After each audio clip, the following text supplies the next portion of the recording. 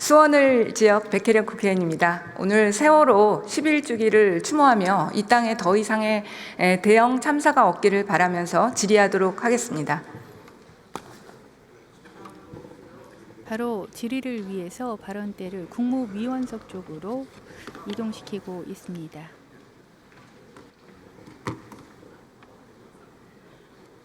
국무위원석은 본회의장 가장 왼쪽에 위치하고 있습니다. 9시에서 10시 방향 정도에 위치하고 중앙으로 서 있던 발언대를 국무위원석 쪽으로 법무부 장관님 나와주시기 바랍니다. 이동시켰습니다.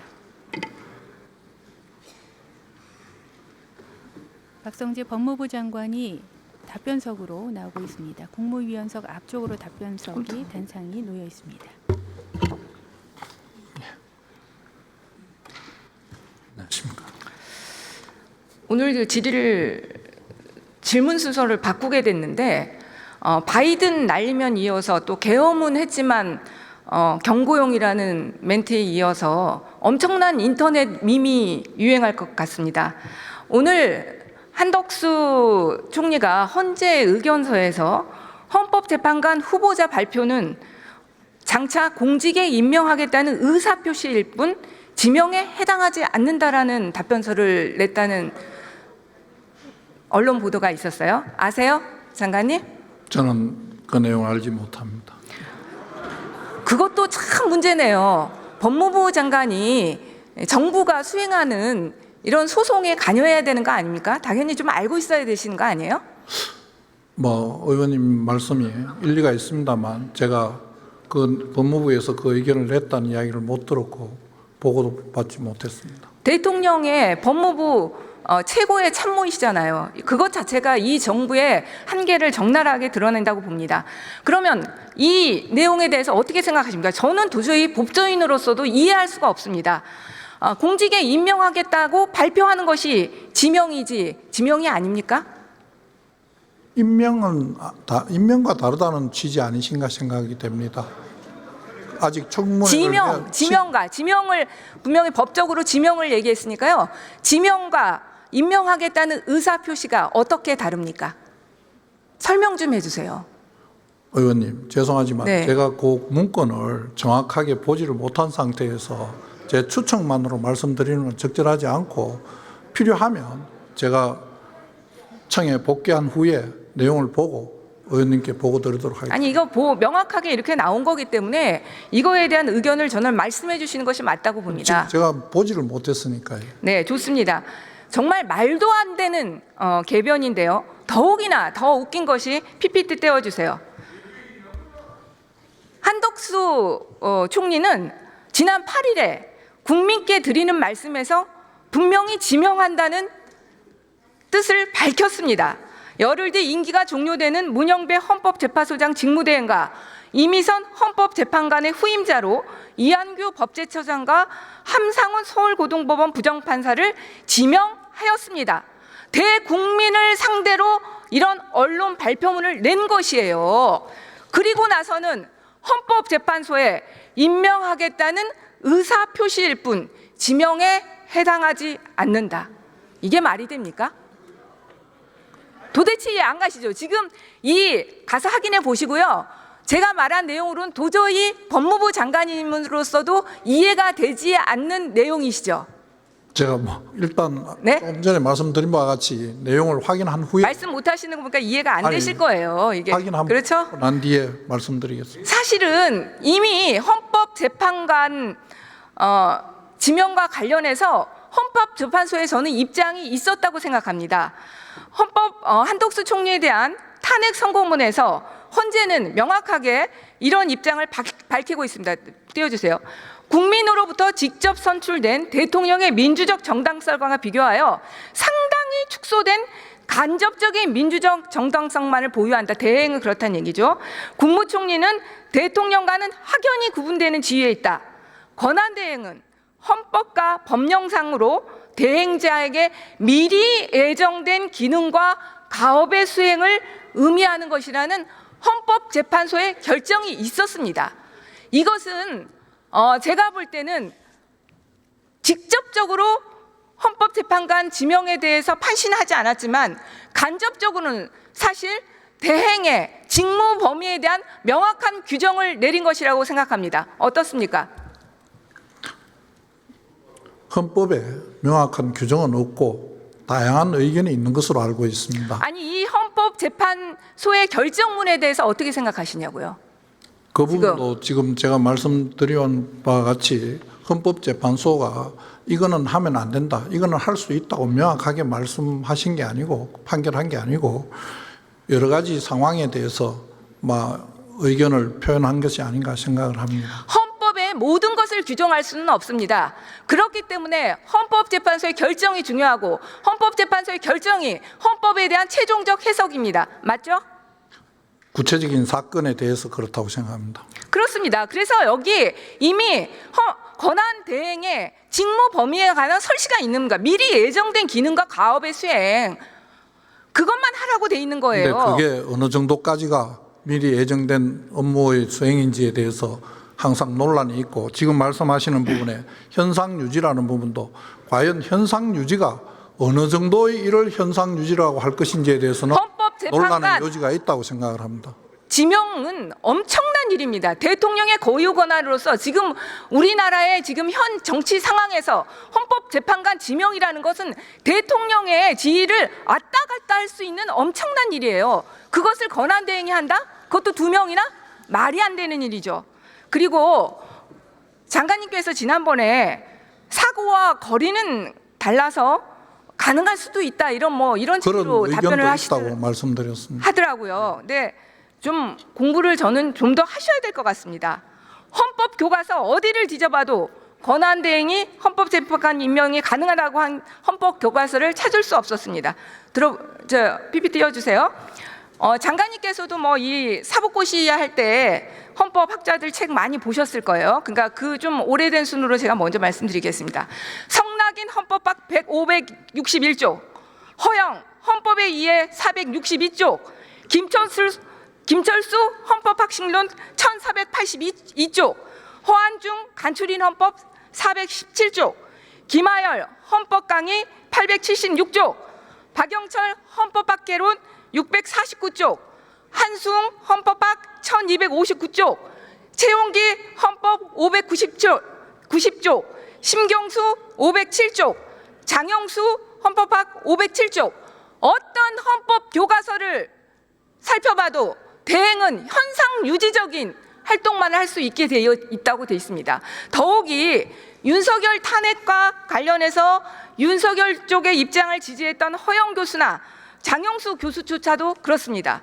장영수 교수는 거기서 더 나아가서 거리 시의 경우에도 권한 대행자의 민주적 정당성이 취약한 만큼 권한 대행자의 직무 범위는 위기 관리를 위하여 필요한 최소한에 한정되어야 한다고 적시하고 있습니다.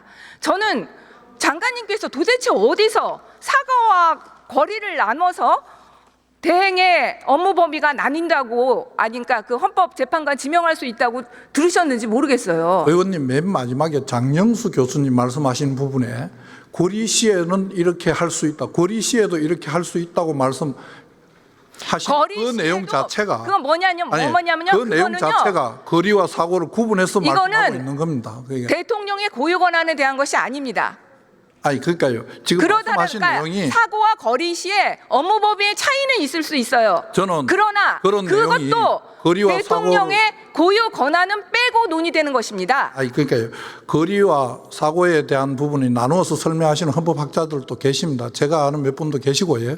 그리고 지금 거리와 사고 때문에 이렇다고 하는 게 아니고 그런 입장도 있는 것으로 안다고 제가 말씀을 드렸고, 더군다나 헌법재판소는 입법, 행정, 사법 세 부에서 세 분씩 추천해서 헌법재판소 재판관을 구성하도록 되어 있는 것으로 알고 있습니다. 국가 수반으로서 하는 부분은 입법과 사법부의 추천한 사람을 임명하는 내용이고, 그 외에 행정부 몫으로 하는 것은 반드시 대통령 자격으로 하는 것이라기보다는 행정부 수반으로서의 역할도 있는 것이다. 제가 그렇게 말씀드린 바가 있습니다. 대통령의 고유 권한입니다. 지금 법무부 장관님께서 좀 더 헌법을 저는 공부하셔야 된다고 생각합니다. 저는 헌법재판소의 결정이 오늘이나 어제 내려질 수도 있었다고 생각했어요. 그런데 안 내려지더라고요. 그래서 왜 안 내려지나 궁금했는데 오늘 이 답변서의 내용을 보니까 이해가 가더라고요. 윤석열 탄핵 사건에서도 말도 안 되는 절차적인 요건과 이런 것들을 주장을 해서 그것을 헌법재판소에서 다 다루다 보니까 시간이 걸렸습니다. 마찬가지로 이 가처분 사건도 이런 말도 안 되는 의사표시일 뿐 지명에 해당하지 않는다, 이런 주장들을 해대니까 저는 헌법재판소에서 시간이 걸린다는 생각이 들고요. 저는 가처분 인용 결정이 내려질 것이라고 생각합니다. 헌법재판소 결정이 내려지면 당연히 그 결과는 존중하시죠? 헌법재판소 결정은 그 자체로 존중을 받아야 된다고 생각을 합니다. 네, 만약에 가처분이 인용되면 좀 법무부 참모로서 너무 역할 잘 못하고 계시다고 생각하시고 반성 좀 하시기 바랍니다. 저도 역할을 할 수 있게 권한 정지를 안 시켜주셨으면 한 4개월 동안 열심히 했었을 텐데 저 너무 억울했습니다. 근데 장관님, 정말 그 말 하실 자격은 없다고 봐요. 내란죄와 관련해서도 아니, 제가 무슨 내란을 했습니까? 아니요. 그러니까 제가 얘기한 건 내란죄 가담 여부를 떠나서요. 장관님이 제가 뭘 했다는 국조특위에 나와서 한 내란죄에 대한 법률적인 해석이나 그런 부분들에 대해서 보면요, 도저히 제가 볼 땐 잘하셨을 거라는 생각이 전혀 들지 않습니다. 그런다고 증거 없이 탄핵을 할 수 있습니까? 자, 다른 주제로 질문하겠습니다. 여기 하세요. 오른쪽 답변자, 오른쪽 질문자, 왼쪽 답변자. 법무부 참모로서의 역할 너무 못하셨다고 생각하고요. 자, 그다음에 윤석열 전 대통령은 지금 내란죄 말고도 범죄 종합 세트입니다. 너무나 많은 범죄 의혹들이 불거지고 있고 빠른 수사가 필요하다고 보입니다. 우리 당에서 윤석열 측근 비리 의혹을 찾아봤더니 100가지가 훌쩍 넘어요. 그냥 뭐 빨리 넘겨주세요. 너무 많으니까. 근데 이 중에서도 공직선거법과 관련해서는 빠른 수사가 필요하다고 생각합니다. 왜냐하면 공소시효가 지금 4개월 정도밖에 남지 않았어요. 그건 동의하시죠? 예. 네, 4개월 전에 이 공직선거법 빨리 끝내야 됩니다. 근데 그 공직선거법과 관련해서 너무 또 여러 가지 사건이 있어요. 지금 명태균 게이트 관련해서 공천 개입과 정치자금 문제가 있고, 주가 조작, 도이치모터스 주가 조작 관련 허위사실 공표 문제, 그리고 불법 등록되지 않은 불법 선거 캠프 문제가 그렇습니다. 보통 우리가 공직선거법 수사할 때 신고되지 않은 선거사무소 운영이 밝혀지면 당선 무효용이 내려지죠.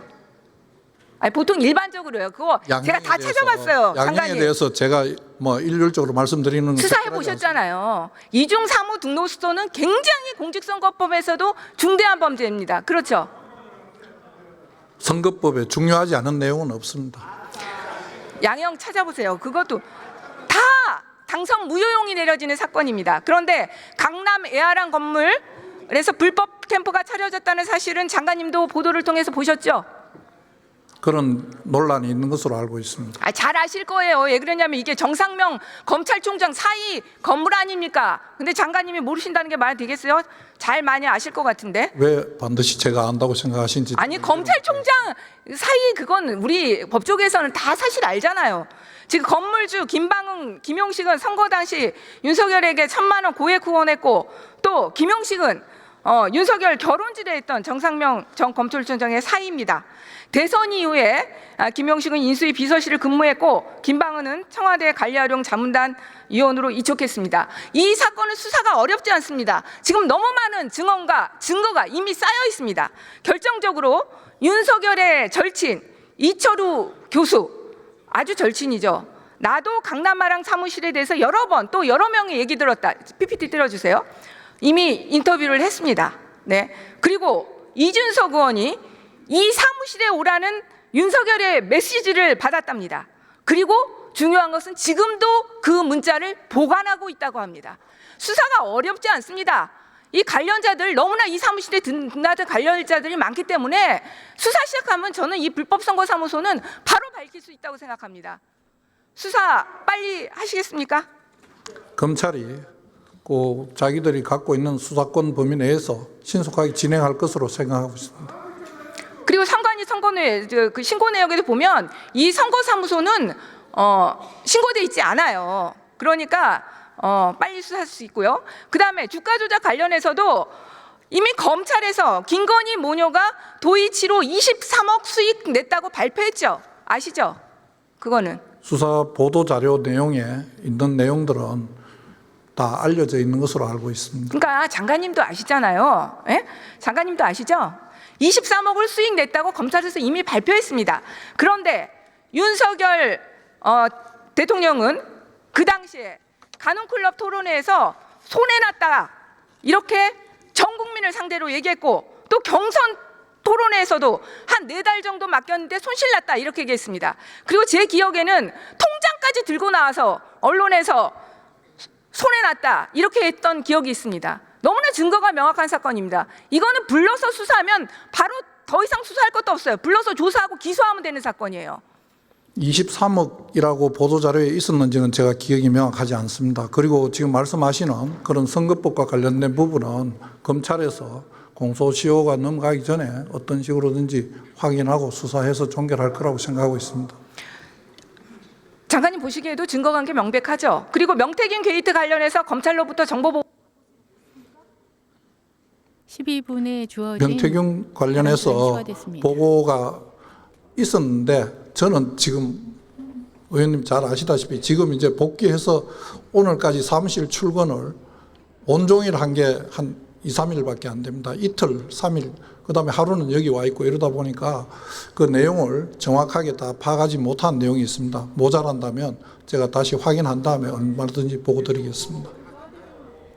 어떤 내용을 더 원하시는지 구체적으로 해주시면. 예. 첫 번째 질문 의원 백혜련 의원의 발언 시간은 마무리가 됐습니다. 마이크가 꺼졌습니다. 헌법재판관 지명 당시 입장문, 그리고 한덕수 국무총리 탄핵 심판 선고문 중 일부, 성낙인 헌법합 제24판 567쪽의 10개 책의 페이지가 제시된 시각자료가 띄워졌습니다.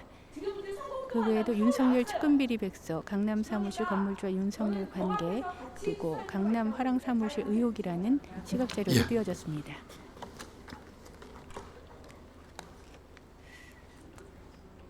끝났습니까? 예. 박성재 법무부 장관이 자리로 들어갑니다.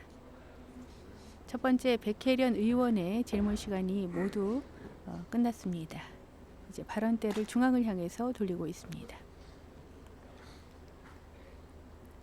노란색 자켓과 또 왼쪽 가슴에 노란 리본을 달고 나왔던 백혜련 의원 인사하고 들어갑니다.